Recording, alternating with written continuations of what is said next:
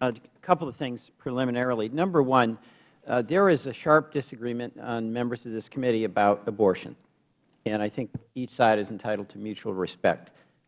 There is a significant disagreement about fetal tissue research, and each side is entitled to respect.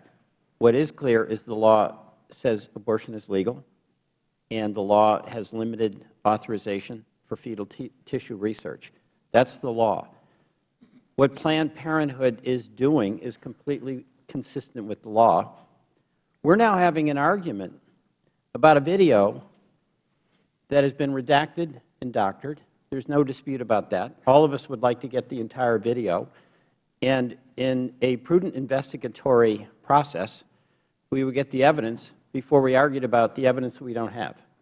So that is a limitation on our ability to get, quote, to the truth. Second, I'm just going to speak for Vermont. 16,000 women voluntarily choose to get their primary health care from Planned Parenthood. These are individuals of free will, acting on the basis of what they believe is in the best interest of them getting the health care that they need. Second, the proposal here that we could transfer the services that Planned Parenthood provides to our community health centers doesn't stand up in Vermont. We have community health centers that we're very proud of. Senator Sanders, Senator Leahy, and I have all been big promoters. But its clientele is a significantly different population than women who have made a choice to go to the Planned Parenthood for their women's health care issues.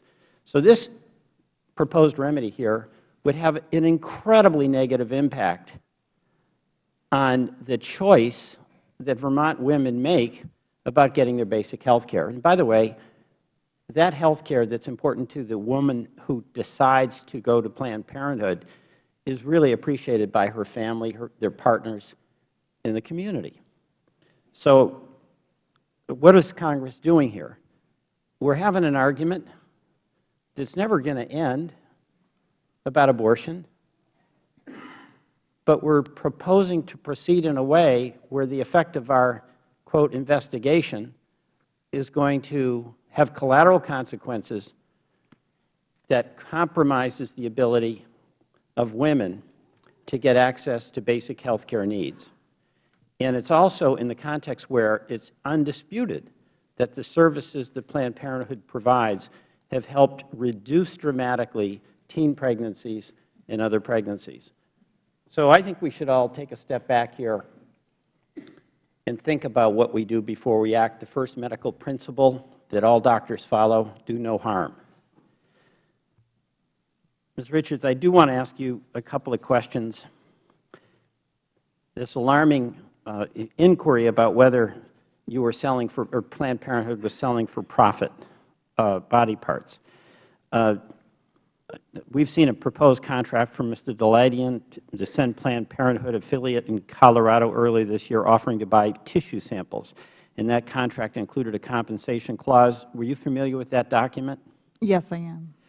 In response, your affiliate removed the word compensation and added the following text, and I quote, "The payments shall not, under any circumstances, be calculated in such a way as to generate a profit for source." So, Ms. Richards, is that what the affiliate did, and was that the strict policy of Planned Parenthood? So that's a very good example of what happened across the country. This group who, as I said, are committed to, they weren't really committed to rooting out any misdeeds. They were actually trying to entrap doctors and clinicians into signing bogus contracts and breaking the law. And so this example is a very good one of where they were completely rebuffed, and yet they continued to badger and badger and badger our doctors to try to get them to commit to something that was unethical or illegal. And after your affiliate sent that deletion of the word compensation, did Mr. Deladian agree to the terms, or did he lose interest? There was never a contract that I know of that was actually sent back. Let me ask another question about a failed attempt by Mr. Deladian. On July 20, you sent a letter to Chairman Upton. You said this, Quote, in another instance, Biomax offered to pay much more, sending the affiliate a procurement agreement that offered a payment of $1,600. Your letter says this was a, quote, astronomical amount compared to the reasonable cost affiliates are allowed to recoup under Federal law. Is that right? I don't have that in front of me, but it sounds, to the best of my knowledge, it's correct. All right. I see that I'm out of time, and I yield back. Thank you.